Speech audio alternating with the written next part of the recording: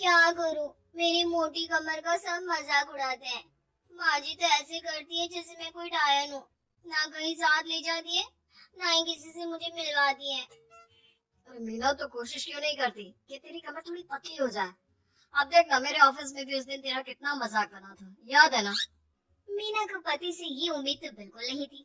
वो सोच में पड़ जाती है कि आखिर क्या लुक से मायने रखते हैं, रिश्ते नाम की कोई चीज होती है क्या। पापा पापा, मेरे स्कूल में फंक्शन है, सबके मम्मी पापा आएंगे, आप भी आना कल। अरे नहीं बेटा, कल तो मेरी जरूरी मीटिंग है, कल नहीं हो पाएगा बेटा। अरे मैं हूँ ना, मैं आ जाऊंगी। क्यों? नहीं नहीं माँ, तुम रहने दो, तुम्हारे लिए तो दो दो चेयर लगाने पड़ जाते हैं। और ऊपर से सब तुम्हारा मजाक बनाते हैं। ना बाबा ना, मेरे स्कूल में तो आना ही मत। मीना का दिल तो ये सोचकर और छोटा हो जाता है। वो किचन में जाती है और खाना बनाने लग जाती है। खाना बनाते बनाते उसे मुन्नी के जोर से रोने की आवाज आती है। क्या हो गया मेरे बेटे को? मेरा बच्चा गिर गया है। कितनी बार कहा है कि भागा दौड़ी ना किया कर। मीना जल्दी से बच्चे को उठाती है, उसे कमरे में ले जाती है और सुला देती है। माँ, कल मैं गिर गया था तो किसी ने मुझे नहीं उठाया, सब मुझे डांट रहे थे, लेकिन तुमने मुझे उठाकर यहाँ बेड पर लिटाया। और रात भर तेरी कमर में मालिश भी करती रही। तभी तो मैं आज स्कूल के फंक्शन में जा रहा हूँ, मैं तो कैसे जाता। अच्छा माँ, मैं जा रहा हूँ।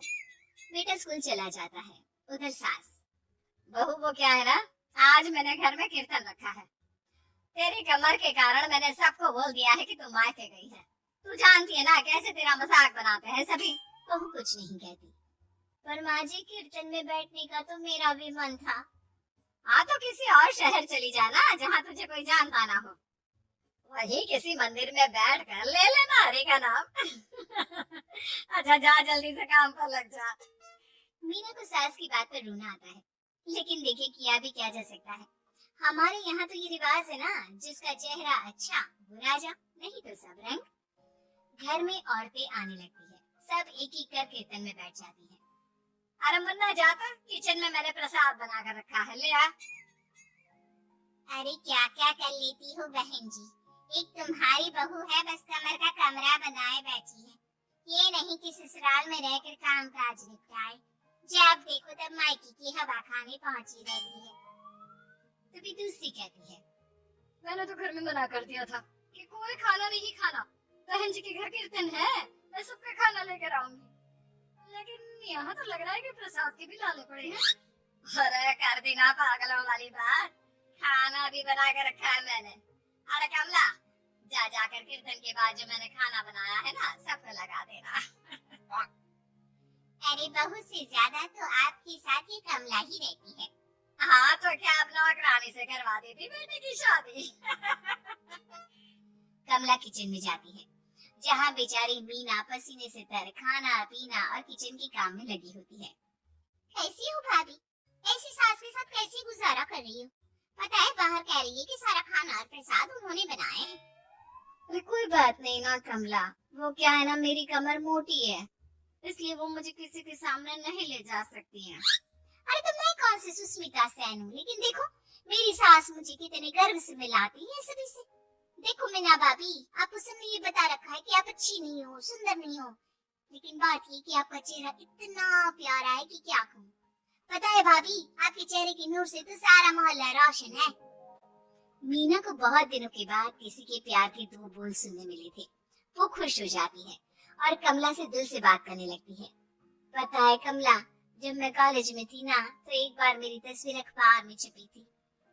मैं फूलों की प्रदर्शनी देखने गई थी, तो वहाँ किसी ने फूल के साथ मेरी फोटो खींची थी और लिखा था फूल से भी सुंदर।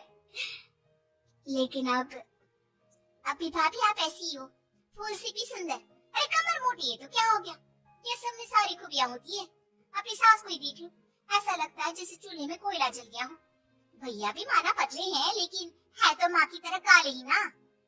वो तो भला हो भगवान का कि मुन्ना आ पर गया है, गोरा और सुंदर। मीना को कमला की बात समझ में आ रही थी। पहली बार किसी ने उससे अच्छे से बात की थी तो उसे रोना आ जाता है। भाभी एक काम करो ना, कुछ दिनों के लिए मायके होकर आओ। यहाँ तो ना भैया को आपकी कदर है ना ही सास को, और बेटा भी आपको इन लोगों के कहने पर दूर ही रखता है। मीना को कमला की बात ठीक लगती है। सारा कीर्तन निपट जाता है उसके बाद। अरे बहन जी मान गए, इतना सारा खाना और प्रसाद बनाने के बाद भी आपको देख के लगता नहीं कि आप एक बूंद भी थकी हो, बिल्कुल फ्रेश। बस बहन जी मैं तो हूँ ही कुछ ऐसी ही। सभी चले जाते हैं, तब जाकर मीना किचन से बाहर आती है। अरे कहाँ जा रही है? थक गई हूँ मैं, चाय लेकर आ जा। माँ जी चक्कर आ रहा है, सर दुख रहा है, कब से किचन में बंद थी, गर्मी में पसीना भी बहुत आ रहा था, जरा कमरे तक जाकर पसीना सुखा लूं। अरे तो होती ना कम से कम घर की मालकिन, बिठा देती मैं सबके सामने। अब क्या आपने बेइज्जती कराती? बस माँ जी मैं तंग आ गई हूँ, मैं अपने मायके जा रही हूँ। जब मेरा होना आप लोगों को इतना करता है तो मैं क्यों यहाँ रहूं? क्यों ना मैं माँ के पास जाकर आराम ही करूं। तभी वहाँ पति आ जाता है। देखो ऐसा नहीं है, लेकिन हाँ कुछ दिनों के लिए तुम जाना चाहती हो तो हो आओ, लेकिन यहाँ हम सबको तुम्हारी जरूरत है। मीना पति की इजाजत के बाद मायके जाती है, लेकिन वहाँ भी भाभी। अरे मीना दीदी, आज ही आना था क्या आपको? आज तो मेरे मायके वाले आ रहे हैं। दीदी आपकी कमर का मजाक फिर बनाएंगे वो लोग। अरे मीना एक फोन तो कर देती आने से पहले। अरे मीना क्या हाल बना रखा है शरीर का, कितनी प्यारी बच्ची थी हमारी, क्या हाल कर लिया।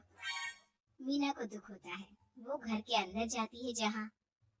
दीदी आप तो दलिया लेंगी ना? सबके लिए वैसे आलू के पराठे बने हैं, मैं जानती हूँ आपके फेवरेट हैं आलू के पराठे, लेकिन अब आपका शरीर ऐसा है कि आप तो दलिया ही खाओ। मीना को समझ में नहीं आ रहा था कि ये क्या हो रहा है।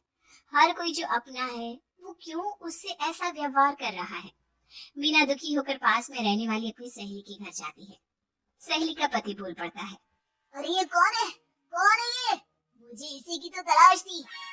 मीना उसके पति के इस तरह के रिएक्शन से परेशान होकर वापस जा रही होती है कि अरे मीना बिना मिली ही जा रही हो? ये तुम्हारे पति है ना, ऐसे कैसे चिल्ला रहे हैं मुझे देखकर? पता नहीं क्यों जी, मेरी सहेली को देखकर क्यों चिल्ला रहे हो?